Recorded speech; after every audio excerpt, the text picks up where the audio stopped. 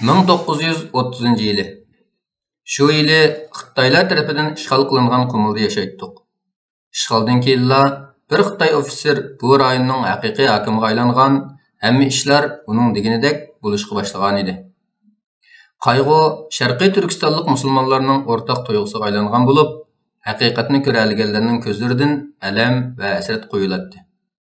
Bichara Qumul beglari bo'lsa, namda bor, amalda yo'q qo'rchoqlarga aylangan bo'lib, qasr saroylarida bichoralarcha bor bilan yo'qning orasida yashayotdi. O'z ko'zim bilan shohid bo'ldimki, Xitoylar top-top bo'lib Qumul shahri markaziga qarab yiqyotdi. Xitoy hukumatimi bulab talagan mol dunyolar bilan bu oqqullarning shaharga yerlashish uchun sharoit hozirlayotdi. Uy selib, do'kon ochib va dangsaroylarni barpo qilib, ularning o'rlashib-olishiga yordam qilyotdi. Yeshim 25 atrofida. Masjidda Qur'on Karim yodlab qori bo'lgan, arabcha va turkicha o'qib yoza oldim. Endi Xitoy qo'shni bo'lg'achqa Xitoychini biletdim. Bizga yaqin bo'lgan u vaqtda Sovet mustamlikasi ostidagi Mo'ng'ullarning tilini biletdim. Chingizxon va avlodlari hukm surgan u zamonda har soatga nurg'un qahramonlarning hikoyalari tillarda daston edi. Bir kuni Xitoy ofitser butun yurtni titritib, ostini ustidan qilib o'tadigan bir uqtirish e'lon qildi. Bu uqtirishga ko'ra, har bir Sharqiy Turkistonlik e'tiqodlariga har qancha yot bo'lsa-mu, o'zlaridan qiz so'rab kelgan har qanday bir Xitoyga qizini berishga majbur edi. Zaminning ishg'oli, mustamlika vaqtlik ish edi. Dushman bilan qayta jang qilishdan bosh tortmasaqla, hamon bir kuni ularning qo'rg'ini yimirlatdi. Lekin xalqning jonidan aziz ko'radigan e'tiqodiga qilingan buzg'unchilik, diniga qartilgan masxara, qimmat qarashlarga keltirilgan haqoratlar chidab turg'ili bo'ladigan ish emas edi. Xitoy ofitser bichara Qumul beglaridan birini chaqirtib, "Janobingiz bilan tutqun bo'lish niyatim bor", dedi. Begning chiroyi tatirib, qo'llari titrab ketdi va andisha aralash. "Sizni bilasiz qo'mondan, bu mumkin emas", deb javob berdi. Xitoy ofitser masxaralik kulib tashladi va "Men mumkin emas deganni bilmayman, bek janoblari", dedi. "Bu degan Allohning buyrug'i. Qalblarning ishlariga ilohlar aralashmasin. Men qizingizni yaxshi ko'rib qoldim. Al-Misaqdan beri Fatihlar fatih qilingan xalqning e'tiqodiga hurmat qilib kelgan. Bundaq gaplarga men ishonmayman. Hammasi afsona. Lekin bu bir musulmon uchun o'lgandan battar." Ofitserning yuzi g'azabdan qizarib ketdi va "Qaror beruvchi sen emas, qizim. Darhol berib qizimga xabar ber. Javob berish uchun bir necha soatlik vaqtim bor", deb gapni kesib etdi. Beg beshining ichimi, teshimi qatgan holda talog'a chiqdi. Atrofida bo'layotgan bu paskashliklarni o'ylab berib, shuncha keng saroy uning tor kelishga, jinini iskanjaga ilishga boshlagan edi. Ayoli va bolalarining yuziga qandoq qarar? Hayot nima degan qidirsiz-a? Bu rezilliklarni ko'rmaslik uchun tog'larga chiqib, vahshiy hayvonlarni do'st tutib, o't-cho'p va novot yaproqlarini yeb jon saqlasinmi? Zulmga uchragan ojizlarning kuni nima degan ta'sir? Lekin Rus kuch-quvvat, nupuz va sha'ni shavkat egisi bir begning qo'lab tushgandan keyingi kuni texmi ichinishib bo'lish kerak. Beg qasriga kirdi. Tarixiy qilishlar dardi iztirob ichida sanglab turardi. Tomdiki ishquruq mintiqlar sesiq taab o'xshab qolgan edi. Ajdodlarning tariximi beayni to'pib besib ketgan varaqlar orasida uyquga g'arq bo'lgan edi. Og'achayim yaqin kelib bo'sh ovozda "Nima ish bo'ldi?" deb pichirladi. Ko'zlari yosh yo'qibek ayoliga qarab, "Alloh bizga nima kunlarni ko'rsatarkin", dedi. Erining nima demoqchi bo'lganligini anqira olmagan Og'achayim, "U yerda o'zlariga biror adabsizlik bo'lmagandu. Mening ko'zimga bu Xitoylardan biror yaxshilik kelgandek ko'rinmaydi." "Allohni tanımagandan keyin marhamatning nimani bilmaydi shu." "To'g'ri deydilar. Xitoy ofitser qizimiz bilan to'y qilaman deydi." Beg ishini mushuk atlagandek tutildab, nima qilishini bilolmay qolgan edi. Yuqori ovozda qizini chaqirdi. "Qizim, bu yoqqa kelsizlar."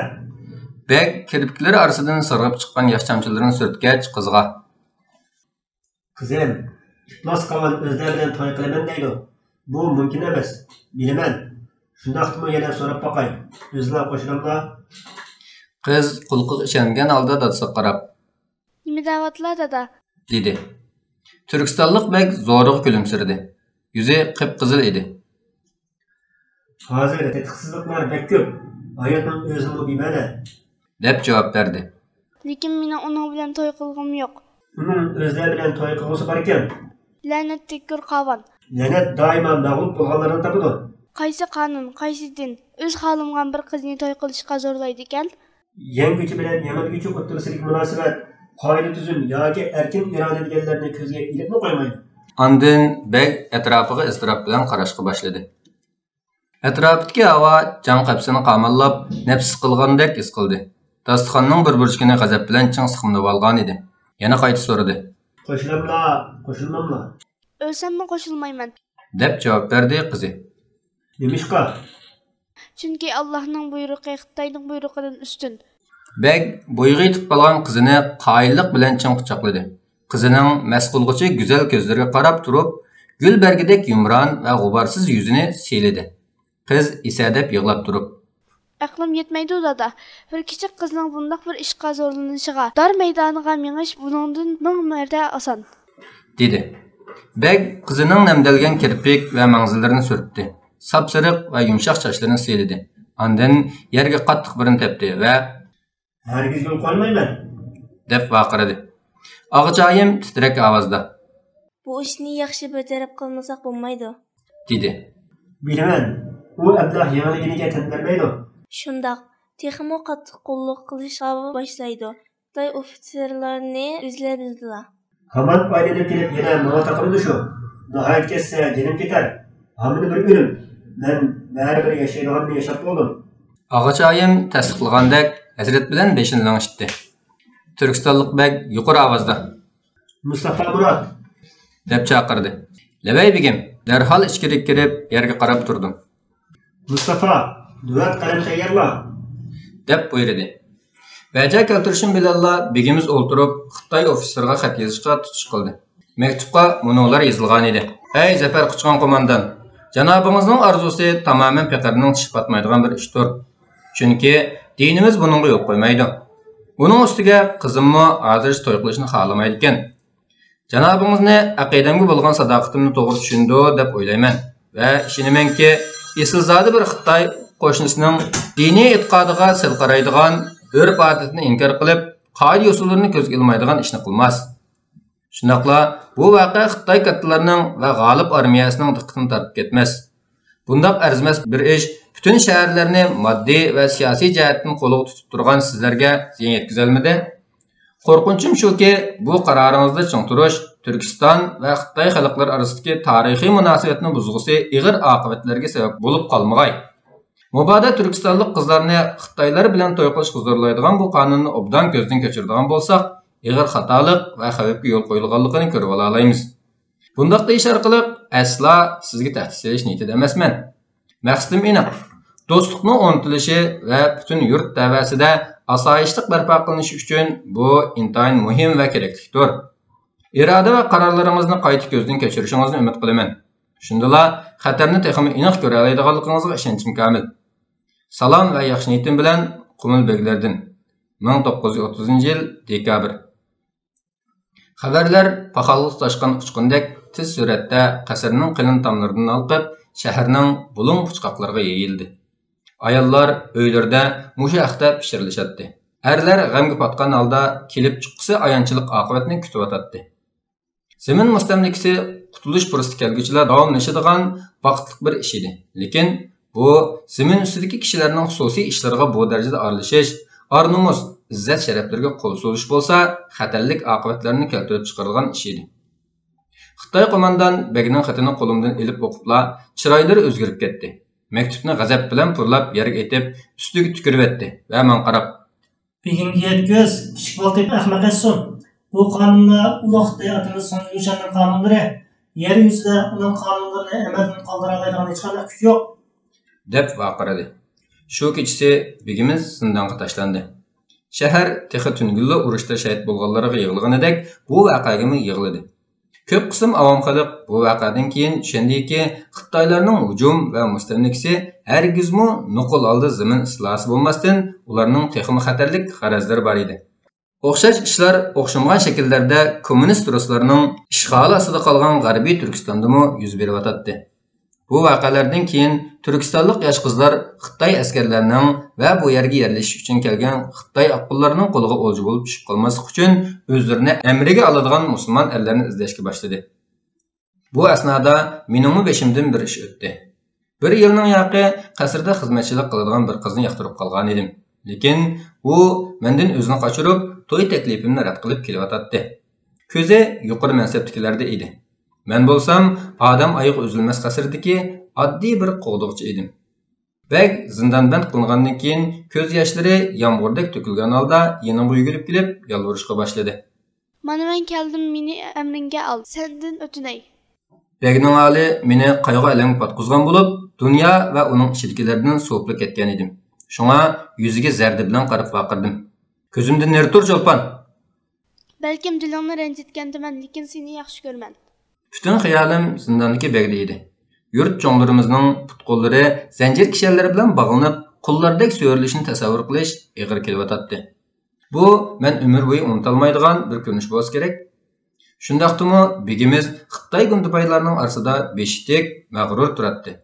Sukutida isyon, taslimiyatida shivirg'on va keskin biqishlarida qonliq nido bor edi. Ko'n mahbubam. Nimishqa qolmaysan Mustafa? Nimani kutyapsan? Xitoydan birisi kelib, meni o'lcha ilib, bo'zaq qilsa, umringning oxirigacha pushaymon qilasan. Xorlangan g'ururimning uchun elayotgandek majburlangan to'yga men qarshi dedim. Hey sarang, hem arzuyun amalga oshadigan, hem meni quzadigan, hamda ar nomusimiz, dinimiz qo'g'dildigan ish tursa nima deb unumaysan? Uningga qaraganimda ko'zlaridan yoshlar quyulayotdi. Yig'lama deb vaqiradim. Ishonsang, hech kimning chiroyi qarg'im kelmaydi. Nagil qarasam qon yosh. Bundaq hayot qandoq chidig'uliq? Bilib ol. Begimiz zindondan chiqmoqcha o'ylanmayman. U menga yaqin kelib pichirladi. Hey ahmoq, begning davri oyoqlashdi. Kelachagingni zavolga yuzlangan, erib ketib borgan sultonga bog'lab qo'yma. Bilikidan tutib ittirib etdim va mana bu xiyonatning dal o'zidir, Cho'lpon dedim. Xato tushunib qolding Mustafa. Men begimizni va oilasini jinimdinmi aziz ko'raman. Lekin saqlaymiz deb fursatni qochirib qo'ysak bo'lmaydi. Buni begimiz muxoliman bo'ladi. Uning taklifiga qiziqmagan holda u yerdan ketdim. Saroyni qayg'u bulutlari qoplab olgan edi. Og'joyim elishib qolgandek u yoqdan bu yoqqa menib yurardi. Osh taomdanmi qolgan edi. Bollari va o'roq tuqqanlari qayg'u asratga patgan holda o'ltirishadi. Bek qizi bo'lsa qasrning qalin gilimlar bilan bezalgan yasadoq ayvonida turib o'z-o'ziga. To'yga ma'qul deb berib o'ltirvasan-chi? Devatdi. Uning bu gapiga hech kim quloq solmaydi.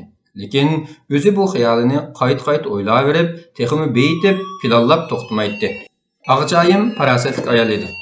U oxiri qizini mo'risini tutib o'ziga qaratib, "Ishlar sen o'ylagandan chiq murakkab o'tam", dedi. Ertasi Qumul shahri odamni seskandiradigan ko'rinishlarga alam va g'azabga to'lib teshib boshladi. Turkistonlik qizlar Xitoy askar va oqqullar bilan to'y qilishlari uchun yo'llarda so'rilib elib minayotdi. Qarshi chiqqan dadalar o'shining ketkichi qamchilanatdi yoki miltiqning paynaklari bilan boshlari yerilib tashlanatdi. Obro'li oilalarning hammasi uylarini tashlab shahar sirtiga qochishga boshladi. Qarong'u tushguncha tog'larga yoshinib olishni yoki osmoni kengri cho'llarga tarqalib bo'lsa-mu, qanoqlanishni o'ylashadi. Kunlar hasrat ichida o'tib. Shahrimizda Xo'janiyoz Hoji otliq bir mashhur zot bor edi. O'zi hammaga tanilgan fikr arbobi va qahramon edi. Davosiga bo'lgan sodiqligimi hammaylanga tunishliq edi. Nima qilarini bilolmay gangrab qolgan nurg'un qumulliqlar uning yeniga berishga boshladi. Yuz bergan voqealar haqida uning fikrini anglab, maslahat olmoqchi bo'lishadi. Ziyoratga kelgan mehmonlarga Xo'janiyoz Hoji mundaq dedi: Muvaffaqiyatga yetishning yo'lini bilasizlar. Sabr, chidam, qarshilik va adoqqicha jihad qilish. Hazrati Muhammad sallallohu alayhi vasallamning bizga omonat qilganidan yana go'zal va to'g'riroq bir yo'l yo'qdir.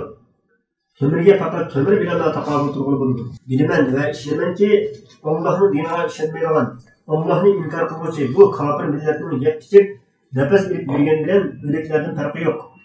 Dushmanning qilgan etganlarini ko'rmay, o'zimizning burun beparvoligi va tasmiyatchilikni tashlab shalliq jihad marosimini qo'lga olaydi. Aman bir kuni har jandarga o'xshash o'lamiz-ku. Endi sen nima uchun zafar va shahodat yo'lini tanlamaymiz? Nimishqa Xitoy qonunlarining taraslashlariga quloq yopirib yuramiz? O'ylab baqdinglarmi? Zulmning dahshati kunsiri kuchayotdi. To'rt atrofdan noli-faryodlar uzilmaydi.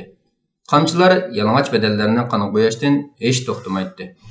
Qizlar Xitoylar e'lon qilgan qonun bo'yicha Xitoy harbiy gazarmalariga yirginishlik yo'sinda so'rilib menglayotdi. Musulmon erkaklar qo'lidan birer ish kelmaganligining tangligi, xijolati va achchiqida puchlanadi. Xitoylar bo'lsa o'yin tomosha va kulgi chaqchaq bilan aldirash. Ayollarning badanini xuddi chaharpay setib olgandek hayvonlarcha tutib, siylab po'xirlik qilishibdi. Qumul qaynayotgan qozonga o'xshab qolgan bo'lib, xalqning o'chmanligi ichiga sig'mayotdi. Shaharning katta beglaridan biri zindonda yolg'iz alam chekayotdi. Men Mustafa Murat. Allohning ojiz bir quli bo'lishim bilan qo'limdan nima ish kelar deb o'yib batgan edim. Yurtimizning oqsoqoli Xo'janiyaz menga Mustafa turmaga bor va Bakka zindondan chiqishning bir yo'lini qilishni aytdim, dedi.